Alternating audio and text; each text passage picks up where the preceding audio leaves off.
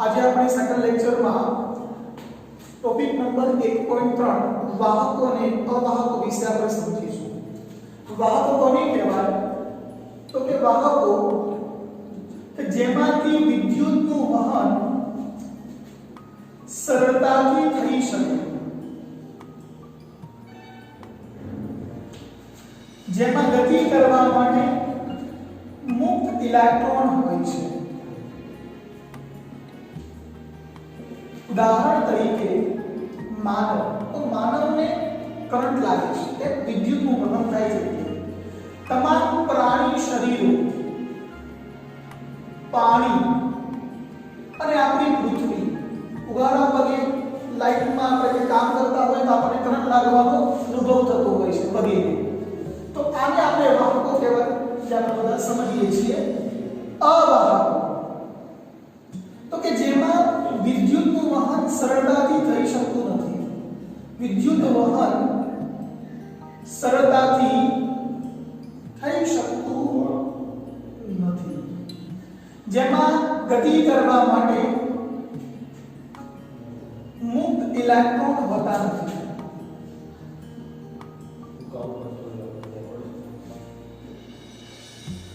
ઉદાહરણ તરીકે લાકડું, તો ખબર છે કે લાકડાથી ક્યારેય કરંટ લાગતો નથી. કાચમાં વિદ્યુત પસાર થતો નથી. પોર્સેલેન, પ્લાસ્ટિક, આવા તો ઘણા બધા પદાર્થો છે કે જેમાંથી વિદ્યુતનું વહન સરળતાથી થઈ શકતું નથી કે મુક્ત ઇલેક્ટ્રોન પણ હોતા નથી. આજે આપણે અર્થિંગ અને ગ્રાઉન્ડિંગ વિશે સમજીશું. ટોપિક છે આપણો અર્થિંગ અને અથવા ગ્રાઉન્ડિંગ. આપણા ઘરની અંદર અર્થિંગ કરવાની જરૂરિયાત નથી થતી હોય છે. કેમ? તો કે આપણા ઘરમાં વધારે પડતો વોલ્ટેજ, વધારે પડતો વિદ્યુત ભાર જ્યારે કોઈ પરિપથમાં કોઈ સાધનોમાં આવી જાય ત્યારે સાધનો ડિફેક્ટિવ થાય છે. ઘણી વખત કેવું છે કે આપણને લાઈટ આવજા કરતી હોય, ડીપી ની અંદર કોઈ પ્રશ્ન બનતો હોય છે, તો એ વખતે આપણા ઘરના પંખા ઉડી જતા હોય છે, ટ્યુબલાઇટ ઉડી જતી હોય, તો ટીવી પણ ઉડી જતી હોય. આવા અનુભવો આપણને ઘણા થયા છે. તો આપણે સમજીએ કે એક્ચ્યુઅલમાં અર્થિંગ છે શું. તો અર્થિંગ તો કે એક વિદ્યુત ભારિત પદાર્થ છે. એક વિદ્યુત ભારિત પદાર્થ, આ પદાર્થને એક સુવાહક તાર મારફતે, આ એક તાર છે કે સુવાહક તાર સાથે જમીન સાથે જોડી દઉં છું. આ શું છે? જમીન. એટલે જે આ વિદ્યુત ભારિત પદાર્થમાંથી ઉત્પન્ન થતો જે બધો વિદ્યુત ભાર છે, એ વિદ્યુત ભારના કારણે ક્ષણિક પ્રવાહ રચી એ જમીનમાં પસાર થઈ જાય છે. આ વિદ્યુત ભારોની આ જમીન સાથેની જે વહેંચણીની જે પ્રક્રિયા છે, વહેંચણીની પ્રક્રિયા, એને આપણે નામ આપીએ છીએ અર્થિંગ. મતલબ કોઈ પણ વધારાનો કોઈ વિદ્યુત ભાર છે, આ સુવાહક તાર મારફતે એ જમીનમાં પસાર થઈ જાય. અર્થિંગને થોડું અર્થિંગ કઈ રીતે કરી શકાય? તો કે આ ધારો કે આપણા ઘરનો મેન સપ્લાય છે. આ મેન સપ્લાયને એક જાડા તાર મારફતે આપણે જમીનમાં દાટવો પડે છે. જમીનમાં શું દાટવાનું? આ જમીન છે, ખાડો કરીને એક જાડી ધાતુની પ્લેટ જે જમીનમાં દાટવામાં આવે અને કોના સાથે જોડવામાં આવે છે? જાડા તાર સાથે. આપણને ખબર છે કે પ્લેટ દાટતી વખતે આપણે કોલસા અને મીઠાને પણ એની આજુબાજુ ભભરાવીએ છીએ. એટલે આ રીતે મેન સપ્લાયને જાડી ધાતુની પ્લેટ સાથે જોડીને આપણે અર્થિંગની બેઝિક રચના જોડવામાં આવે છે. હવે આપણા ઘરમાં જે વિદ્યુત ભારિત તાર છે એનો વાયરિંગ સમજીએ. વિદ્યુત ભારિત તારનું વાયરિંગ. તો આપણા ઘરમાં મુખ્યત્વે 3 વાયરો હોય છે. એક વાયરનું નામ છે જીવંત તાર, જેને આપણે લાઈવ કહીએ છીએ. બીજો તાર છે તટસ્થ તાર, જેને આપણે ન્યુટ્રલ તરીકે ઓળખીએ છીએ. અને ત્રીજો આપણે અર્થિંગ કરવો પડે એટલે એને આપણે નામ આપ્યું અર્થ. આ જીવંત અને તટસ્થ તાર, આ બંને તાર તે શું કરે છે તો કે પાવર સ્ટેશનમાંથી વિદ્યુત લાવે છે. પાવર સ્ટેશનમાંથી વિદ્યુત લાવવાનું કામ કોનું છે તો કે જીવન તાર અને તટસ્થ તાર. અર્થિંગ પાવર અને અર્થિંગ કરી દઈએ છે તાર કે અર્થિંગ કરવાથી શું થાય તેના ફાયદા શું તો કે જે સાધનો છે જે પરિપથ છે તે પરિપથને નુકસાન થતું અટકે છે. માનવો જો આપણે તેમાં કંઈ ભળી કરતા હોઈએ તો કે માનવોને પણ હાનિ થતી અટકે છે.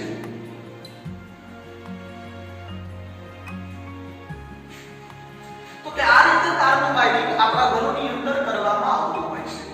ટીવી હોય, એસી, ફ્રીજ, રેફ્રિજરેટર આ બધા જે ઉપકરણો છે એ ઉપકરણોમાં એમની કેપેસિટી કરતા વધારે વિદ્યુત ભાર જો આવી જાય, વધારે પડતો વોલ્ટેજ કે પ્રવાહ આવી જાય તો આ નુકસાનને બચાવવા માટે આપણે શું કરવું પડતું હોય છે? આ અર્થિંગની પ્રક્રિયા કરવી પડતી હોય છે. એકવાર રિવિઝન કરી લઈએ. વાહક તો કે વિદ્યુતનું વહન સરળતાથી થઈ શકે અને જેમાં ગતિ કરવા માટે મુક્ત ઇલેક્ટ્રોન એને આપણે શું કહીએ છીએ તો કે વાહક. માનવ, પ્રાણી શરીર, પાણી અને પૃથ્વી જેમાં વિદ્યુતનું વહન થાય છે, જેમાં કરંટ લાગે છે આપણને, એટલા માટે આ બધા પદાર્થોને આપણે શું કહીએ છીએ? વાહકો તરીકે ઓળખીએ છીએ. આ વાહકો તો જેમાં વિદ્યુતનું વહન સરળતાથી થઈ શકતું નથી, મતલબ વિદ્યુતનું વહન બિલકુલ ઓછા પ્રમાણમાં થાય છે. ગતિ કરવા માટે કોઈ મુક્ત ઇલેક્ટ્રોન હોતા નથી. ઉદાહરણ તરીકે લાકડું, કાચ, પોર્સેલિન, પ્લાસ્ટિક જેમાં ક્યારેય પણ વિદ્યુતનું વહન કે કરંટ લાગવાનો અનુભવ આપણને થતો નથી. નેક્સ્ટ ટોપિક છે અર્થિંગ અથવા ગ્રાઉન્ડિંગ. આપણા ઘરોમાં અર્થિંગની આવશ્યકતા હોય છે કારણ કે પરિપથ વધારે પડતો વિદ્યુત ભાર, વોલ્ટેજ કે પ્રવાહ જ્યારે ઘરમાં આવે ત્યારે પરિપથોને, સાધનોને નુકસાન કરતું બચાવવા માટે અર્થિંગની જરૂરિયાત છે. એના માટે શું કરવું પડે તો કોઈ એક વિદ્યુત ભારિત પદાર્થ છે એને એક સુવાહક તાર મારફતે જમીન સાથે જોડવામાં આવે છે, સંપર્કમાં લાવવામાં આવે. એટલે આ પદાર્થમાંથી ઉદ્ભવતો વિદ્યુત ભાર ક્ષણિક પ્રવાહ રચી જમીનમાં જતો રહે છે. એટલે આ વિદ્યુત ભારોની આ જમીન સાથેની આ જે વહેંચણી છે એ વહેંચણીને આપણે શું કહીએ છીએ? અર્થિંગ. આ અર્થિંગ કરવા માટે શું કરવું પડે તો આપણા ઘરમાં જે મેઇન સપ્લાય હોય છે એ મેઇન સપ્લાયને એક જાડા તાર મારફતે જમીનની અંદર એક જાડી ધાતુની પ્લેટ દાટવામાં આવે છે અને એની જોડે આપણે મીઠું અને કોલસો પણ મૂકતા હોઈએ છીએ જે આપણને અનુભવ છે. આ રીતેનું બેઝિક જોડાણ છે.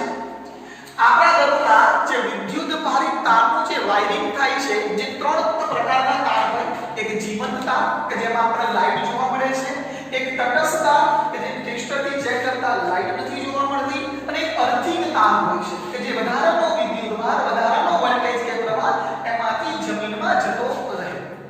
તો પ્રથમ જે તાર છે જીવંત તાર અને તટસ્થ તાર એ શું કરે છે તો કે પાવર સ્ટેશનમાંથી વિદ્યુત લાવવાનું કામ કરે. અને ત્રીજો અર્થિંગ માટે વપરાય.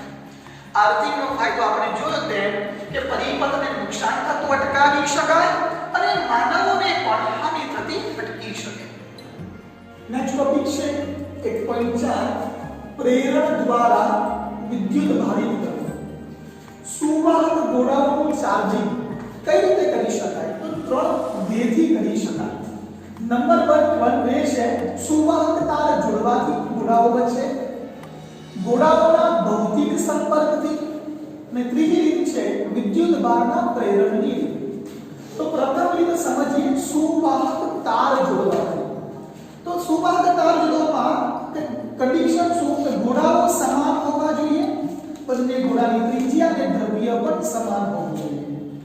ધારો કે આ એક A નામનો ગોળો છે, આ એક B નામનો ગોળો છે. A ઉપર વિદ્યુત ભાર Q1 છે, B પર વિદ્યુત ભાર Q2 છે. આ બંને ગોળાને એક સુવાહક તારથી જોડું છું. આ બંને ગોળાને સુવાહક તારથી જોડવામાં આવે. છૂટા પાડ્યા બાદ આ પ્રથમ A ગોળા પર Q1 ડેશ જેટલો વિદ્યુતભાર અને ગોળા B પર ધારો કે Q2 ડેશ જેટલો વિદ્યુતભાર છે. તો Q1 ડેશ અને Q2 ડેશ સમાન ગોળા હોવાથી બંને પર વિદ્યુતભારનું મૂલ્ય સમાન થશે. કેટલું થાય? તો બંને ગોળા પરના વિદ્યુતભારોનો સરવાળો ભાગ્યા 2 મતલબ સરેરાશ જેટલો થાય. બીજા એક ઉદાહરણ દ્વારા આપણે સમજીએ કે ધારો કે એક ગોળા પર +Q જેટલો વિદ્યુતભાર છે અને સુવાહક તારથી જોડી બીજા વિદ્યુતભાર પર વિદ્યુતભાર જ નથી.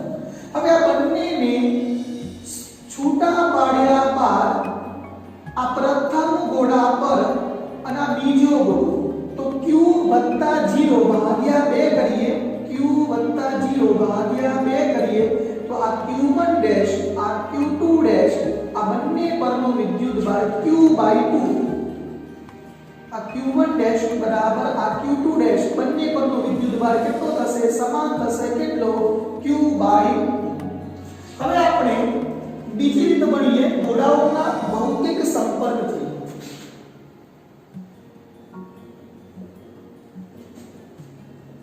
ગોળાઓના ભૌતિક સંપર્કથી પણ ગોળાઓને વિદ્યુત ભારિત કરી શકાય.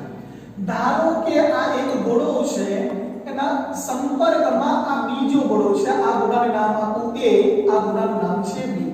ધારો કે આના પર +2Q જેટલો વિદ્યુતભાર છે, આ ગોળા પર +Q જેટલો વિદ્યુતભાર રહેલો છે. આ બંનેનો સંપર્ક દૂર કરતા આ બંનેનો ભૌતિક સંપર્ક દૂર કરતા આ A ગોળા પર વિદ્યુતભાર કેટલો થાય અને B ગોળા પર વિદ્યુતભાર કેટલો થાય. ધારો કે U ગોળા પરનો વિદ્યુતભારને Q1 ડેશ કહું, B ગોળા પરના વિદ્યુતભારને Q2 ડેશ કહું. ગોળા સમાન હોવાના કારણે બંને પર વિદ્યુતભાર Q1 ડેશ અને Q2 ડેશ ફરીથી બંને ગોળા પરના વિદ્યુતભારનો સરવાળો બે ગોળા હોવાથી ભાગ્યા 2 એટલે સરેરાશ જેટલો હોય. 3 ગોળા હોય તો ભાગ્યા 3. તો આ જવાબ આપણને મળશે 3Q/2. એનો મતલબ કે A ગોળા પર પણ 3Q/2, B ગોળા પર પણ 3Q/2 જેટલો વિદ્યુતભાર આપણને જોવા મળે. પણ ધારો કે ગોળાઓ સમાન નથી, અસમાન ગોળાઓ છે, તો શું કરવું? ધારો કે અસમાન ગોળાઓ છે તો એના વિશે આપણે સમજીએ. ધારો કે આ એક ગોળો છે જેની ત્રિજ્યાને હું કહું છું R1, આ ગોળો નંબર A. આનો વિદ્યુતભાર છે ધારો કે Q1. આ એક બીજો ગોળો છે જેની ત્રિજ્યા છે R2 અને એના પર વિદ્યુતભાર છે Q2. આ ગોળાનું નામ આપીએ છીએ B. આ બંને ગોળાને ફરીથી એક સુવાહક તાર વડે જોડવામાં આવે, ત્યારબાદ આ સંપર્ક આ તાર દૂર કરતા આ ગોળો R1 ત્રિજ્યાનો ગોળો A ગોળો, આ R2 ત્રિજ્યાનો આ B ગોળો છે. આના પરનો વિદ્યુતભાર હું કહું છું Q1.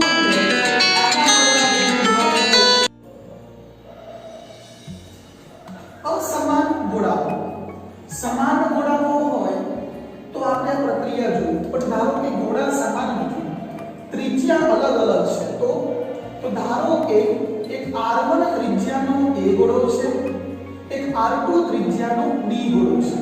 આના A ગોળા પર Q1 જેટલો વિદ્યુતભાર, B ગોળા પર Q2 જેટલો વિદ્યુતભાર છે. હવે આ બંને ગોળાને એક તારથી જોડેલો છે. હવે આ તાર દૂર કરતા આ A ગોળાનો વિદ્યુતભાર Q1 ડેશ, B ગોળાનો વિદ્યુતભાર Q2 ડેશ છે. તો આ વિદ્યુતભારનું મૂલ્ય કેટલું થાય? તો કે Q1 ડેશ તો કે અને ત્રિજ્યા R1, બંને ત્રિજ્યાનો સરવાળો R1 + R2 ના બંને ગોળાનો કુલ વિદ્યુતભાર Q જેટલો હોય. તે જ રીતે Q2 નું મૂલ્ય પણ તેની ત્રિજ્યા R2 છે તો ઉપર R2 ત્રિજ્યા ઉપર મૂકવાની, છેદમાં બંને ત્રિજ્યાનો સરવાળો અને બંને ગોળાનો કુલ વિદ્યુતભાર. આ સૂત્રની મદદથી અસમાન ત્રિજ્યાઓના ગોળાઓ પરનો વિદ્યુતભાર આપણે શોધી શકીએ છીએ. હવે સમજીએ ઉદાહરણ દ્વારા.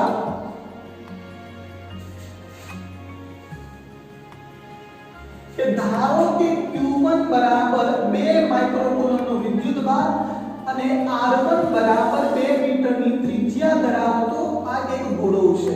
R1 ત્રિજ્યા, આ ધારો કે કેપિટલ R1 લઈએ આપણે ત્રિજ્યા, આ એ ગોળો જેના પરનો વિદ્યુતભાર આપણે Q1 કીધું.